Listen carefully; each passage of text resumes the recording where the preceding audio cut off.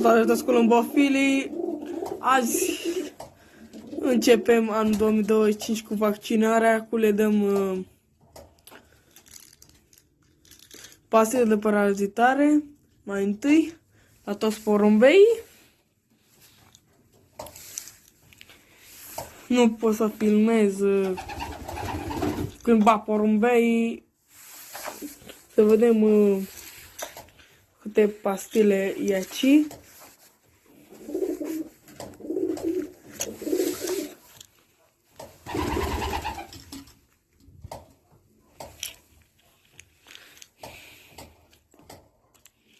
Hai că ne revenim când băgăm toți porumbeii. Pa! Gata! Băgat toți porumbeii. Nu mai e nimic. Am băgat pe toți și hai să-i băgăm.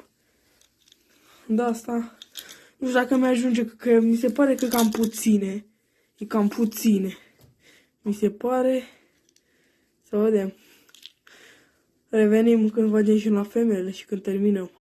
Am revenit. Paste de parazitare.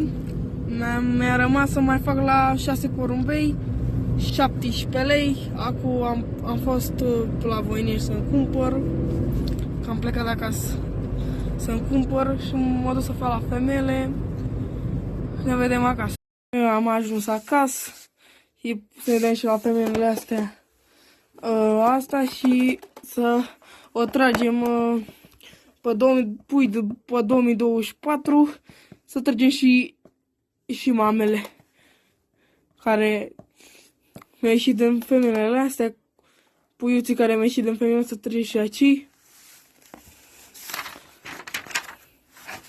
Uitați și femeia asta. Uitați aici. Nu prea se vede.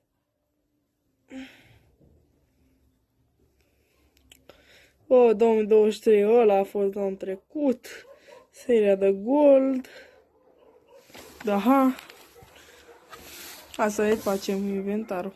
Nu prea se vede mai bine. Hai că vă las că nu prea mai se